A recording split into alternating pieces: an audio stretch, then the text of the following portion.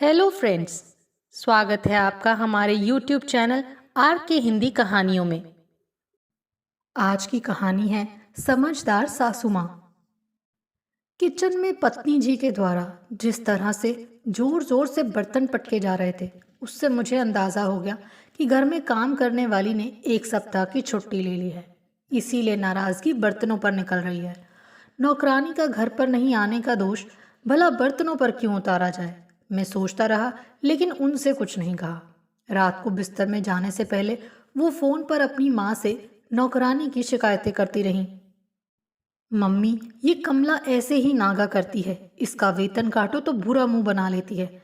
मैं तो यहाँ की नौकरानियों से तंग आ चुकी हूँ। उधर सासू जी न जाने क्या कह रही थी, जिसे सुनकर पत्नी जी हाँ हूँ किए जा रही थी। फिर वो कह उठी, नहीं मम्मी जी, ऐसे मत कहो, और फिर जोरों से हंस दी। आखिर मामला क्या है, सोचकर मेरा दिल तो जोरों से धड़क उठा। पत्नी जी ने टेलीफोन रखा और गीत गुनगुनाती हुई आकर लेट गईं।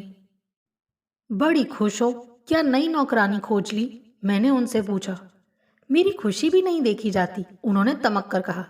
यही समझ लो, फिर भी बताओ कि मामला क्या है। क्या सासू जी आ रही हैं? आपको कैसे पता? पत्नी ने खुशी खुशी कहा। मुझे तो जैसे बिजली का करंट लग गया। मैंने सोचा, सासू जी आएंगी तो कई महीने रहकर घर का बजट किसी भूकंप की तरह तहस नहस करके ही जाएंगी। मैं भी कल से 7-8 दिनों की छुट्टी लेकर कहीं चला जाता हूँ, मैंने मन ही मन विचार किया।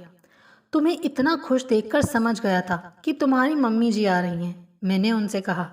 तुम कितने समझदार हो, पत्नी जी ने मुझसे कहा। तो सच जानिए, मैं शर्मा गया।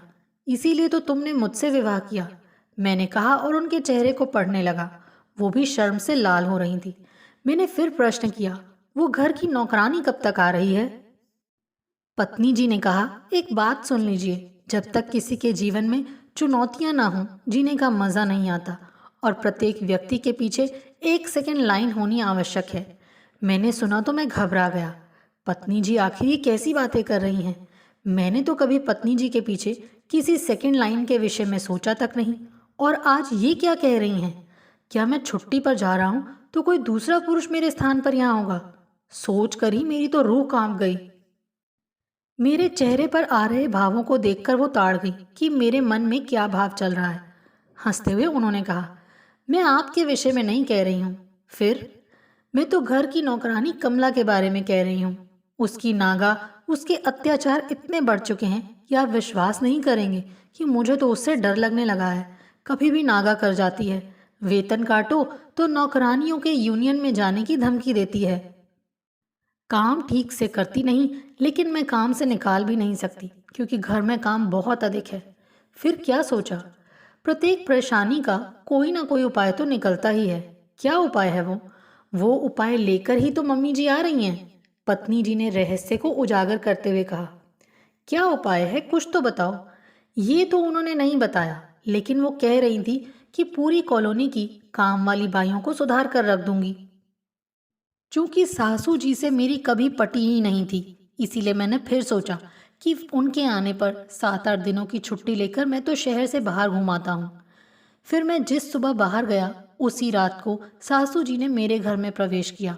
पूरे 8 दिनों बाद मैं जब लौट कर आया तो देखा कि बालकनी में हमारी पत्नी गर्मा गर्म पकौड़े खा रही हैं। सासू जी झूले में लेटी हैं और कमला, यानी घर की नौकरानी, रसोई में पकोड़े तल तल कर खिला रही है। हमें आया देखकर पत्नी जी दौड़कर हमसे लिपट गईं और कहने लगी, यहाँ सब ठीक हो गया। यानी कमलाबाई वाला मामला? हाँ, कमलाबाई एकदम ठीक हो गई। कैसे? वो मैं बाद में बताऊंगी। इतनी देर में कमलाबाई प्रकट हो गई।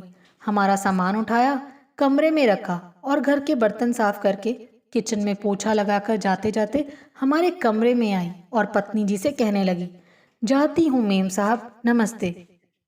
ये कहकर वो सासू जी की ओर पलटी और बोली, मैं जाती हूँ अध्यक्ष जी।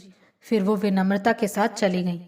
घमंड में चूर रहने वाली कमला, जो एक भी अतिरिक्त काम नहीं करती थी और हमेशा अतिरिक्त काम का अतिरिक्त रुपया भी मांगती थी, आखिर ऐसा क्या हो गया कि इतनी बदल गई? मैं तो सोच रहा था, लेकिन कुछ समझ नहीं पा रहा था। रात को भोजन के बाद जब पत्नी जी, मैं और सासू जी बैठकर गप्पे मारने बैठे तो पत्नी जी ने बताया, मैं कमला से बहुत परेशान हो गई थी। इसका असर पूरी गृहस्थी पर पड़ रहा था। मम्मी जी से मैंने ये बात शेयर की तो मम्मी जी ने कहा कि मैं आकर एक दिन में सब परेशानियों को निपटा दूंगी। वो कैसे?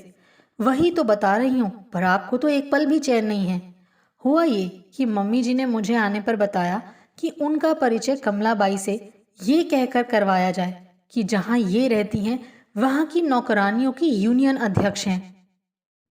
मैंने वही किया भी। मम्मी जी ने यहाँ के काम को देखा और कमलाबाई के सामने मुझसे कहा कि पूरी कॉलोनी में कितनी नौकरानियों की ज़रूरत है। मैं काम वाली बाइयों को काम भी दिलवाती हूँ और इस समय 150 से अधिक काम करने वाली महिलाओं का पंजीयन मेरे पास है। वो सब यहाँ दिल्ली में काम करने के लिए आने को तैयार भी हैं। यहाँ काम कम, वेतन अधिक है और शहर की सारी सुविधाएं भी हैं। लेकिन मम्मी जी, इतनी काम वाली बाइयां रहेंगी कहाँ? मैंने पूछा तो वो बोली कि तू उसकी चिंता मत कर। वेलफेयर डिपार्टमेंट ऐसी महिलाओं के निवास की व्यवस्था कम से कम दामों में कर देता है। मम्मी जी, पूरी कॉलोनी में 10 काम करने वाली महिलाओं की ज़रूरत तो है। मैंने मम्मी जी से कहा तो उन्होंने तुरंत मोबाइल निकालकर कमला बाई के सामने नंबर मिलाया ही था कि कमला ने दौड़कर मम्मी जी के पांव पकड़ लिए और रोते हुए कहने लगी कि मैडम जी, पेट पर लात मत मारो। क्यों, क्या हुआ? मम्मी जी बोली तो वो बोली कि मैडम जी, सारी काम वाली बाइयां बेरोजगार हो जाएंगी। लेकिन तुम भी तो परेशान करने में कसर नहीं करती हो। ये कहने पर उसका कहना था कि ऐसा नहीं है मैडम जी, हम तो जानबूझकर छुट्टी लेकर केवल अपनी उपयोगिता बताना चाहते हैं कि हम भी इंसान हैं और हमारे नहीं आने से आपके काम कितने डिस्टर्ब हो जाते हैं।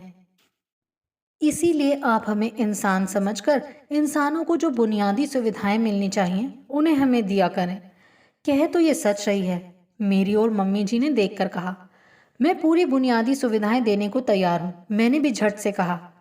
तो आपको मुझसे कोई शिकायत नहीं मिलेगी। मुझसे क्या, कॉलोनी में किसी भी काम करने वाली किसी भी महिला से। उसने मुझे आश्वासन दिया तो मम्मी जी ने मोबाइल बंद कर दिया और उसी दिन से कमला के व्यवहार में 100% परिवर्तन आ गया। पत्नी जी ने पूरी बात का खुलासा करते हुए कहा, वाह, क्या समझदारी का सुझाव दिया सासू जी ने।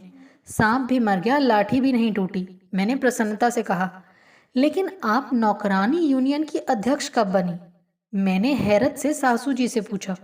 लो, कर लो बात, तुम भी कितने भोले हो। अरे वो तो उसको ठीक करने का नाटक था, सासू जी बोली। फिर हम सभी जोर से हंस पड़े। हमें अपनी समझदार सासू माँ की तरकीब पर गर्व हो आया।